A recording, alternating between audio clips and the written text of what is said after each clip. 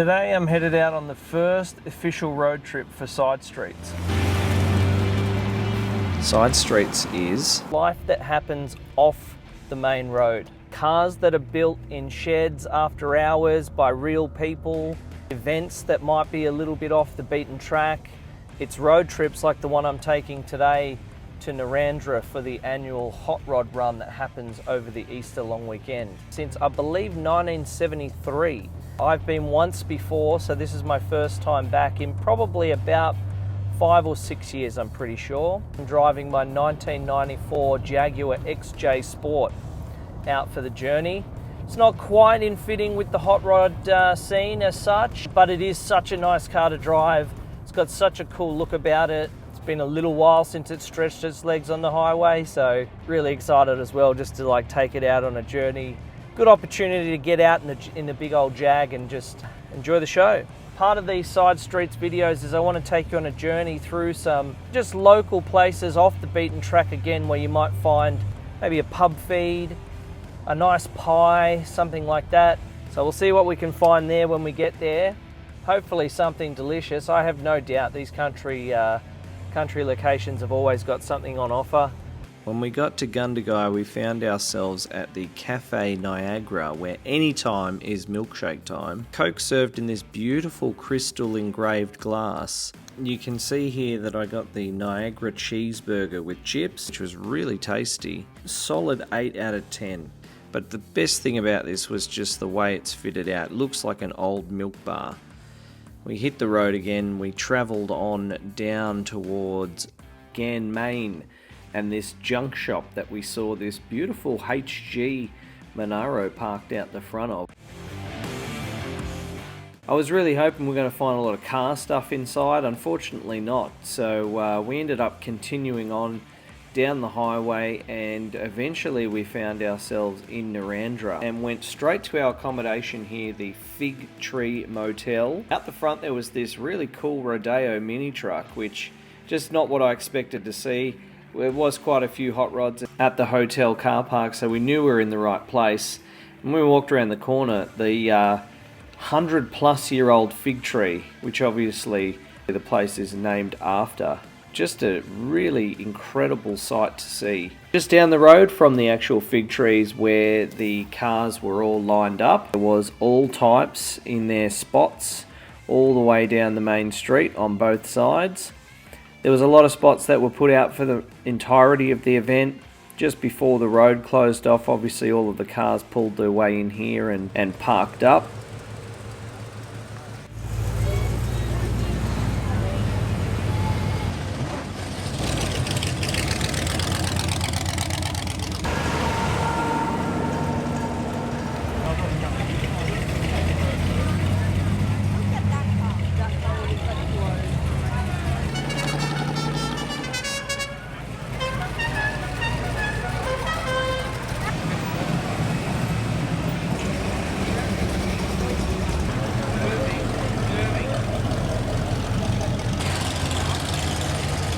It was really cool to see just how many different cars there were. Keep in mind that this is the point in the show where we actually turned up. The show itself had actually been running since Good Friday. The cars had all been out running around the local area. I believe they went across to Leeton earlier in this day. So despite the fuel prices and things that were happening across the Easter weekend here in 2026, it hadn't deterred these cars and their owners from really getting out and just enjoying what this show had to offer.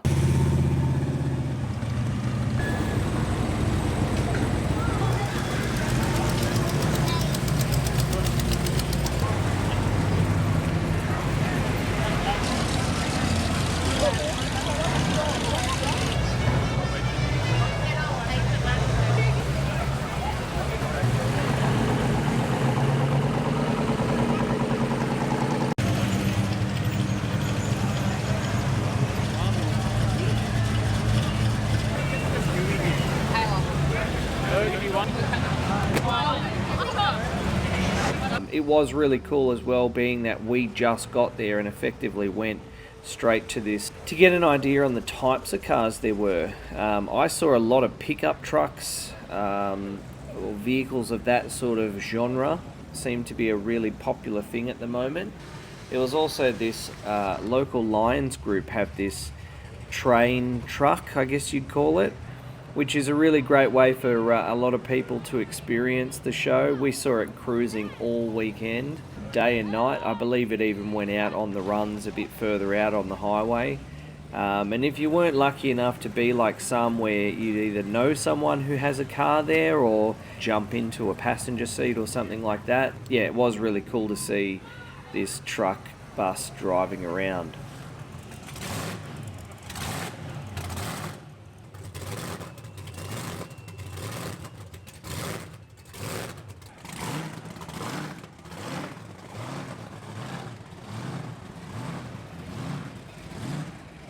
This next car here, the Gary Myers or Jake Myers now Mustang, the skid machine Sicko, that was something that was really cool to see with its enormous blower hanging out of the bonnet.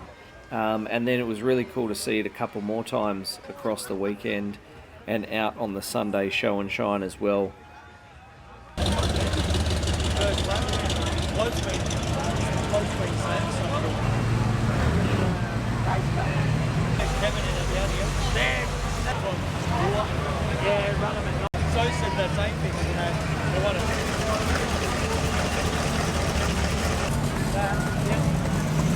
I think another thing to mention as well was just how well the local clubs, car enthusiasts and the people that organised the event kind of ran the event.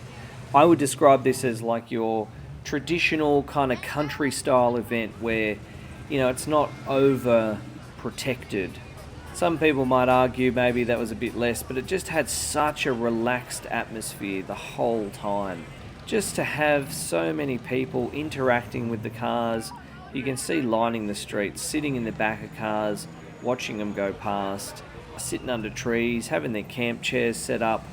So many street vendors and food vendors that were all lining the road as well, feeding the people. So you had lots of people with cameras out, whether they were professional photographers or they might have just been people who were grabbing some happy snaps for themselves. There was a huge amount of people that were really like walking the streets as well, kind of after dark. Another neat thing was there was some live entertainment just down one of the side streets. Kept a lot of people up and moving and just sort of broke up, I guess, a bit of the cruising. There was a lot of food vendors that were down where the band was as well.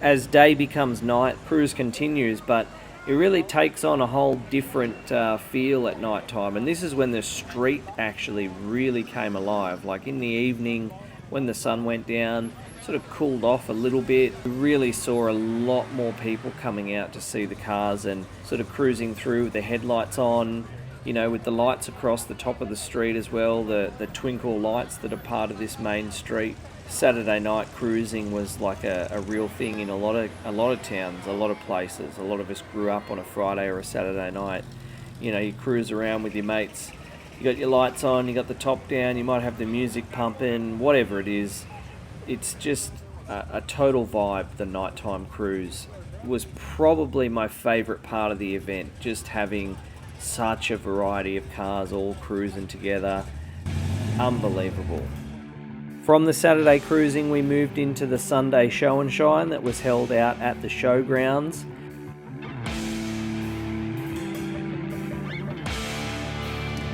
I saw a great variety of cars, including this rat rod truck here. One of the things I really loved about it was the original old style radio that's been placed in the center area to house a new stereo system. We've got some ratty features here, including a meat grinder with a rat half hanging out of the back of it. This is an international cab, which you can see has a made in Australia stamp on the front of it. It's just really cool to see these old trucks live on.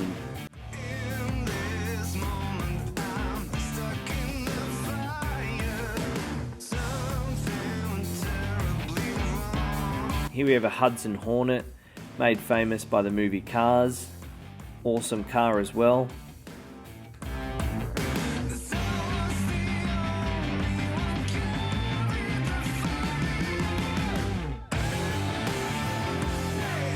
This Ford really took my eye. It was probably the first time I think I've ever seen a 4-cylinder motor in a hot rod style car before.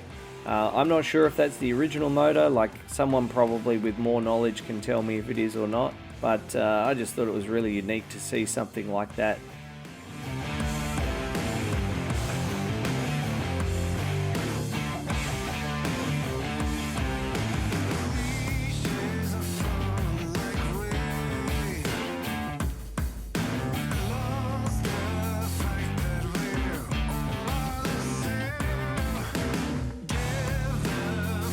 This Chevy pickup really took my eye as well. One of the things I noticed was the tailgate was all welded up on it. Then you start to realise, you know, it's bagged and it's actually a really straight car despite the fact it's sort of got a satin paint job on it. Got these Frenched in tail lights on the back, look kind of like Cadillac style. And this like decking, which has become a bit of a theme in the street machine scene now, with this sort of like aqua decking or boat decking in the trays. Big tunnel ram, sort of small block Chevy V8. This is like a serious car that I think a lot of people probably underestimate this car.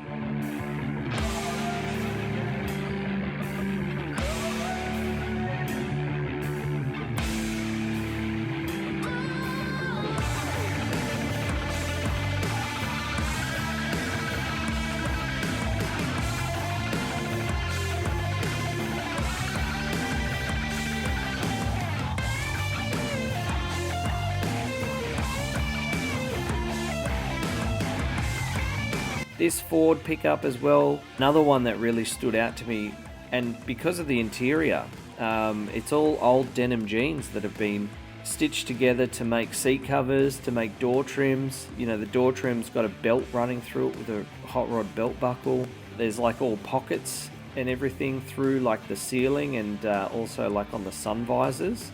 And I just thought that's like the most creative use of old jeans that I've ever seen, and a cheap way to trim out your interior as well.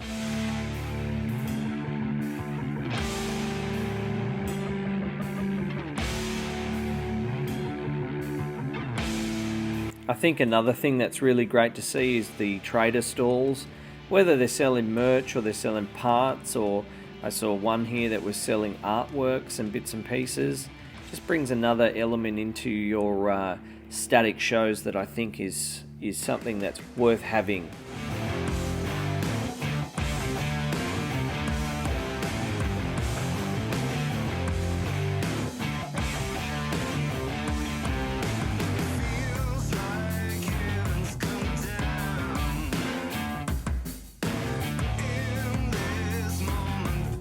This red 32 Ford I thought was one of my standout cars for the weekend. It's a really traditional, I'd describe it as like a highboy style. I don't know if that's right or not, but I really liked the red colour, the deep kind of red, just flat with the cream or ivory kind of accents. I loved how fat the rear tyres are on it.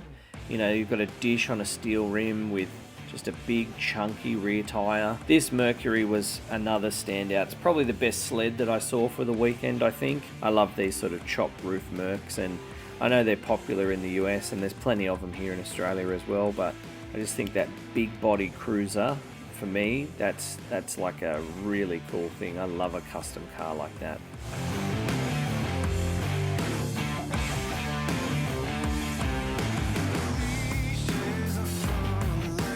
This one here, the 56 Lincoln Coupe, was another really cool car. This one was for sale as well, so the gentleman was staying in the same hotel as us and managed to spark up a bit of a conversation with him. You got the pearl steering wheel, really neat and tidy interior in this one as well. The two-door body style, obviously 5 seats, was really cool, you know, electric everything. It's got a real look about it.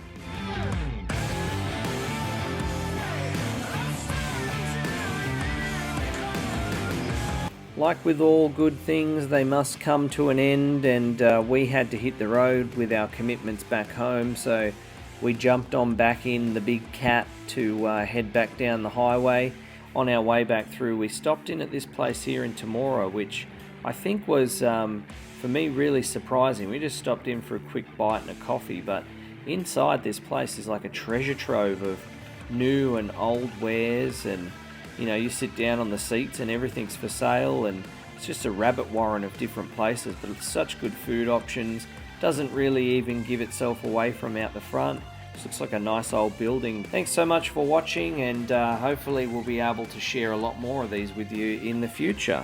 You see me at a show somewhere, you see me running around with the camera or whatever, you see me filming your car, I'd love to learn more about your projects, and if I can, I'd really love to do, you know, some shed tours and get out there and just see some of the places where some of these projects take place. If you haven't considered it already, the Narrandera Hot Rod Run for Easter next year should definitely be on your bucket list of things to check out.